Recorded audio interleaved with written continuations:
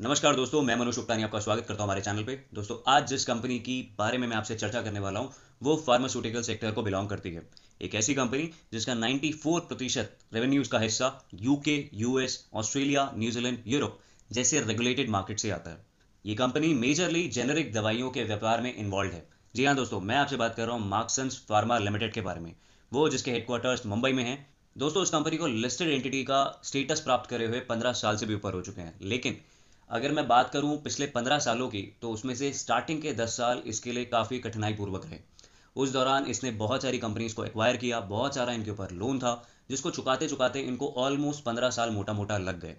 लेकिन आज जो मैं इस कंपनी से आपसे बात कर रहा हूँ और क्यों मुझे ऐसा लगता है कि आने वाले वक्त में ये कंपनी में भी एक मल्टी बैगर स्टॉक बनने का दम है, तो उसके पीछे की मेरी को रिसर्च और एनालिसिस क्या कहते हैं, आज मैं आपके साथ उसके बारे में पूरी तरीके से सूचना साझा करूंगा।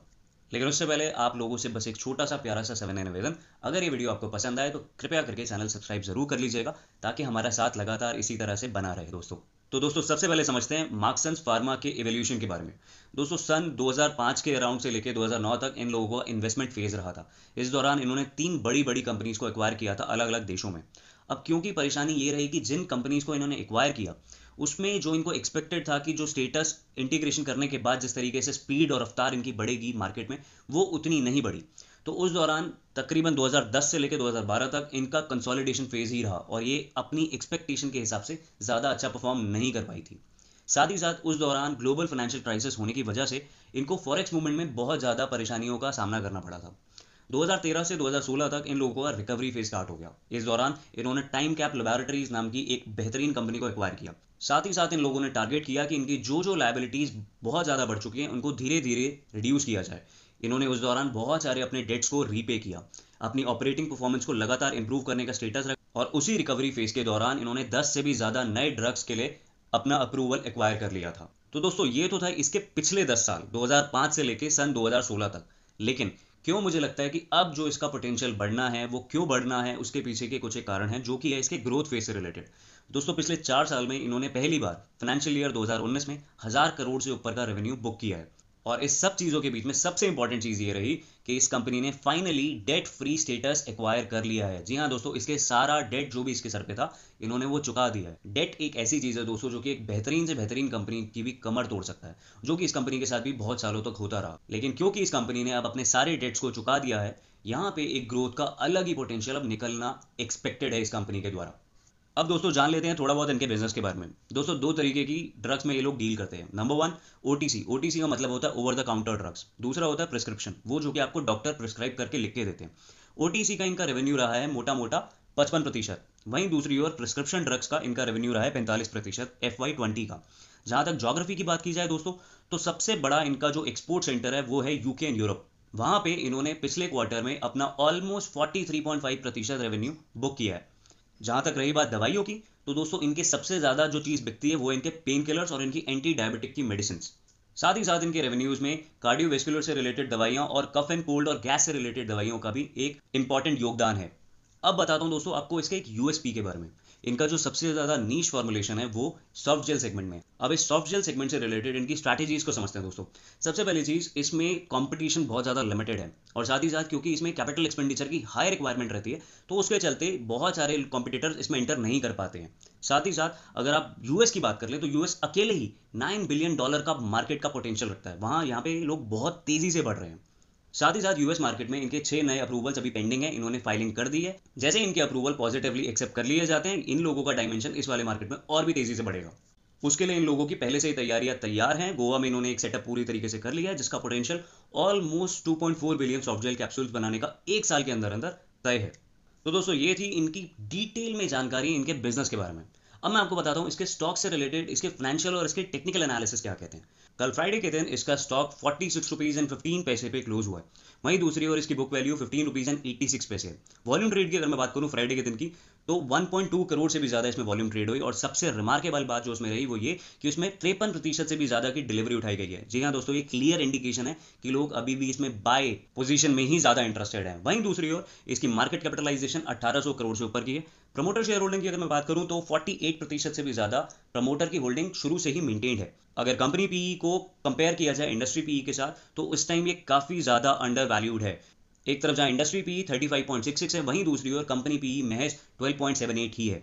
डिविडेंड ट्रैक रिकॉर्ड की बात करी जाए दोस्तों तो वो रेगुलर है, पिछले 5 सालों से लगातार देते हैं। हाँ, थोड़ा सा डिविडेंड यील्ड इनका कम है। और मेजर हाइलाइट्स की बात करें दोस्तों, ये यूके की टॉप 5 इंडियन फार्मा कंपनीज में से एक है। जहां तक बात करें इनके Q1 रिजल्ट्स की तो वो काफ़ी ज़्यादा पॉजिटिव हैं। फाइनेंशियल एंड टेक्निकल एनालिसिस के बारे में आपको बताऊं तो दोस्तों इनके क्वार्टरली नेट प्रॉफिट में लगातार इजाफा हो रहा है with growing profit margins quarter on quarter and year on year. साथ ही साथ इनके एनुअल नेट प्रॉफिट्स भी पिछले 2 सालों से इंप्रूव करते आ रहे हैं। इस कंपनी ने डेट फ्री कंपनी का स्टेटस अभी अभी हासिल कर लिया है, जीरो प्रमोटर प्लेज है और FII और FPI इसमें लगातार अपनी शेयर होल्डिंग इंक्रीज कर रहे हैं। इनका return on equity and return on capital employed भी लगातार ग्रो कर रहा है।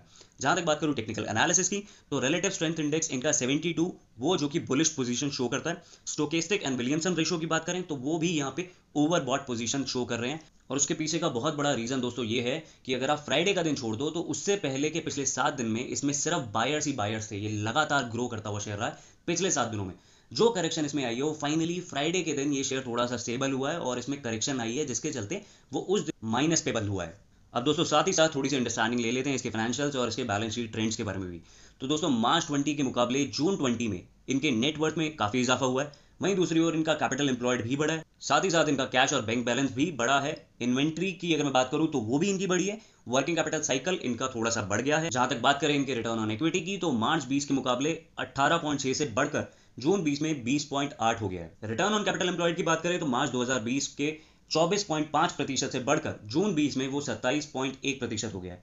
नेट डेट टू एबिटा इनका कम हुआ है। रेवेन्यू में ईयर ऑन ईयर 34% का इजाफा हुआ है। वहीं दूसरी ओर एबिटा में 102.9% का इजाफा हुआ है ईयर ऑन ईयर। साथ ही साथ अगर बात करी जाए प्रॉफिट आफ्टर टैक्सेस की तो वो भी 119.6% ईयर ऑन ईयर बेसिस पे बढ़े हैं दोस्तों। तो दोस्तों काफ़ी अच्छी और पॉजिटिव आउटलुक के तहत ये शेयर बढ़ रहा है। अब अगर बात की जाए कि क्या आपको इसके अंदर एंटर करना चाहिए तो हाँ जी हाँ, मैं यही रेकमेंड करूंगा कि आपको इसके अंदर एंटर करना चाहिए, लेकिन थोड़ी समझदारी के साथ और थोड़ी पेशेंस के साथ। आपको डाइवर्सिफिकेशन का दामन गलती से भी नहीं छोड़ना है दोस्तों। मैं कभी नहीं आपको बोलूंगा कि इसी एक स्टॉक में अपना सारी की सारी पूंजी उठा के डाल दो, ऐसा कतई मत कीजिएगा। आपको डाइवर्सिफिकेशन के तहत कम से कम अपनी होल्डिंग 10 से 15 स्टॉक्स में छोटा छोटा अमाउंट इन्वेस्ट करने की रिकमेंड किया जाता है, एक स्टॉक में पूरे तरीके से नहीं। तो मेरी रिकमेंडेशन रहेगी कि आप इसमें एक बहुत ही छोटी सी नॉमिनल सी अपनी इन्वेस्टमेंट कर लीजिए, ज़्यादा के चक्कर में मत पड़िए। मल्टी बैगर स्टॉक बनने का इसमें पोटेंशियल जरूर है। इन शेयर्स के साथ बेस्ट तो यही रहेगा कि इन शेयर्स को बाय करके एक जगह पे रख लीजिए और उसको भूल जाइए।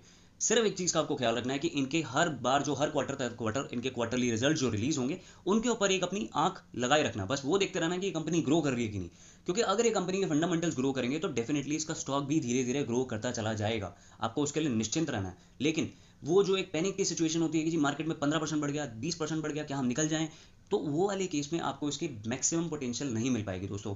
मेरा अनुमान है कि बहुत सारे फार्मास्यूटिकल स्टॉक्स वो जो कि इतने अच्छे नहीं भी हैं लेकिन उनको डिमांड एंड सप्लाई के चक्कर में बहुत ज़्यादा लोग ऊपर ले गए, इस स्टॉक में भी वो पोटेंशियल है, बस अभी इसका वो टाइम आना स्टार्ट हुआ है। So all I can say is keep your holding in some good stocks, have patience and don't be greedy, be a smart investor. तो दोस्तों ये थी हमारी वीडियो मार्क्सन्स फार्मा स्टॉक के बारे में। मैं उम्मीद करता हूँ आपको वीडियो बहुत पसंद आया हो। चैनल को सब्सक्राइब करना बिल्कुल मत भूलिएगा ताकि हमारा रिश्ता इसी तरीके से लंबे दर वक्त बना रहे। इस स्टॉक से जुड़ा हुआ अगर आपका कोई भी सवाल हो या आप चाहते हो मैं किसी एक पर्टिकुलर कंपनी का स्टॉक एनालिसिस करूं तो कृपया करके मेरे लिंक्स मैंने आपको डिस्क्रिप्शन में दे दिए, फेसबुक का लिंक, इंस्टाग्राम का लिंक और साथ ही साथ लिंक्डइन का भी लिंक। आप मुझसे वहां पर डायरेक्टली कनेक्ट कर सकते हैं एंड मैं 1-to-1 आपके मैसेजेस को डायरेक्टली रिस्पॉन्ड करूंगा। मिलूंगा आपसे दोस्तों अपनी अगली वीडियो में, तब तक के लिए